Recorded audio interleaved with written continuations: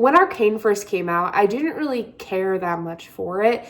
I knew my husband was interested in watching it, and I knew it was about League of Legends, but I never really wanted to watch it because I never really liked League of Legends, and my brothers played it, my husband plays it, so I kind of know the universe and some of the characters, but I just didn't think it would be something I would be interested in. And then I saw that Jinx was going to be in it. And one thing about me is when I was younger, I was really into that character. I've always been intrigued by insane characters that do not care if they hurt someone, and so I was just like, I'm curious about this character, so I actually sat down and watched it.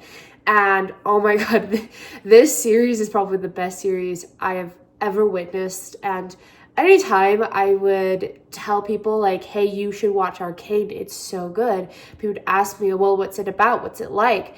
And I would always compare it to the Avatar: The Last Airbender. And every time I did, my husband would give me this side-eye being like, the plot is nothing like Avatar: The Last Airbender. And it just started to make me wonder, I'm like, why do I always compare it to Avatar: The Last Airbender? And I decided that I was going to think more about it and do research and figure out, why do I always compare this show to Avatar: The Last Airbender? Now, the first real answer I had to this question was that it reminded me of the feeling I had when I watched Avatar: The Last Airbender for the first time. And then I started wondering, but why does it give me this feeling? And honestly, I think one of the biggest things is that I think you subconsciously know as you're watching it that you are watching a masterpiece being made. You are in lifetime watching it being created and seeing the story. And honestly, I think both Avatar: The Last Airbender and Arcane have that in common, where as you're watching it, you know in your mind, like, oh my gosh, I am watching a masterpiece being taken place in this very moment. And it's not that important, but I feel like that's the feeling we get, and we need to explore, why does it feel like a masterpiece that I am witnessing firsthand? And honestly, the first thing the first thing was I thought that this brought back those feelings, but why those feelings are happening, and I honestly think one of the biggest ones is that the storytelling is impeccable. Everything feels like it means something when you're watching this story. The plots of both of these stories may be totally different from each other, but the way they are told and presented to the audience is amazing. The storytelling of how they structure out the whole shows of both of them is pretty well done. Now, in the second season of Arcane, they did have a pacing problem, but they did still do a great job with only having 9 episodes to fill all of that out. And in Avatar: The Last Airbender, they also did phenomenal at showcasing everything, and everything means something. In both shows, the exposition and details of the character and the way that they do action and storytelling on both of these shows is phenomenal. I mean, when I'm watching Arcane, I feel blown away of just how much they can tell me in such little time. And then in Avatar: The Last Airbender, their filler episodes give way more in depth of the storyline in general and can give foreshadowing to future events. Just like in Arcane, there's this one particular scene that I even think about in Arcane where Heimerdinger is saying that magic is dangerous in the wrong hands, and as soon as he says that, Victor picks up a book, and we all know what happens in season 2 with Victor. And it's just kind of great to see a story that really knows its story. And for the most part, you can't pick out any plot holes in either story, because the way that they are told, you don't even want to think about the plot holes for a moment, because it is just phenomenal what you're watching. And the narrative that they do for each storyline of both series is really well done and written in a way that makes you not feel stupid, which is another thing that I really think that made me really love both shows and remind me of Avatar: The Last Airbender when I was watching Arcane, was that the writers don't believe you are stupid. They are not thinking, my audience is stupid, so I have to over explain everything. Both shows do really well at not over explaining everything. And they are really good at thinking, my audience is smart, they're going to be able to pick up on that. My audience is smart, they're going to be able to pick up on that. I do not have to outwardly tell you what is going on. And the Avatar The Last Airbender does that really well, especially with Zuko's character and showing how he's slowly progressed, and that the audience doesn't say, yeah, Zuko's getting better. The show shows his actions over time, because the show also does an amazing job of both of these. I say to the show, when I'm literally thinking both of them do amazing at showing and not telling.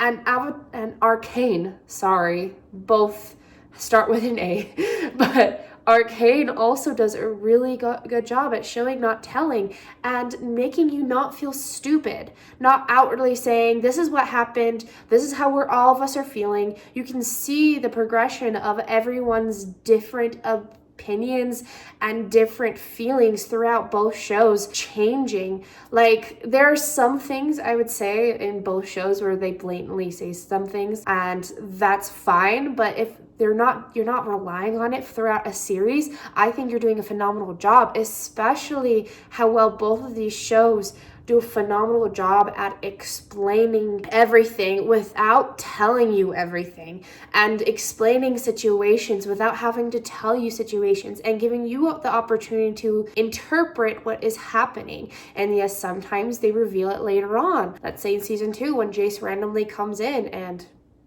on that one counselor, and then later, and you first have these first implications of him, but then when you see it later on, it's like, wow, it was kind of a response to what that experience he had in that alternative parallel universe.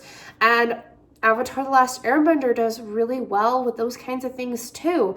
And it's just a phenomenal series that really doesn't make you feel stupid, that is so impeccable with writing. And one of my favorite things is, honestly, the foreshadowing is phenomenal. I'll give it more kudos to Arcane, but Avatar The Last Airbender does this well as well. But both of them do well with foreshadowing. Of course, Arcane has it way more and is packed full, but Avatar The Last Airbender has a few of that too. Like in the Blood Moon episode, where there's hints that the old lady from the Southern Water Tribe is evil by little hints and pieces. And then she has puppets. And it's like, okay, why does she have puppets? That's a weird hobby, but it's a clue that she likes controlling people. And what do puppeteers do? They control their little puppets, matinees. I was trying to remember the fancy word for it, but you guys are getting more puppet words. And I think at the end of the day, the number one thing that ties all of this together and makes both of them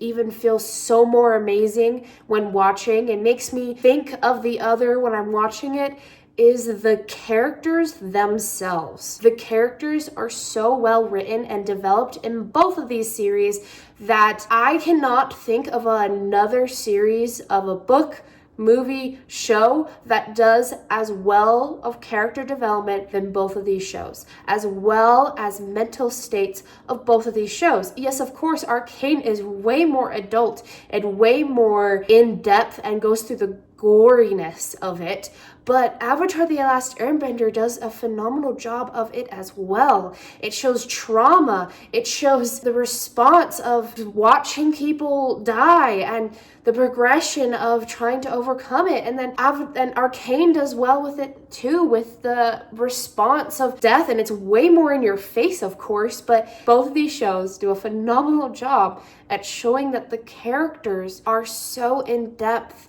And you can see it even on their facial expressions on both shows, which is pretty impressive for Avatar The Last Airbender, when they only had like kind of anime-esque style. Well, then Arcane, honestly, Arcane is phenomenal when it comes to facial expressions.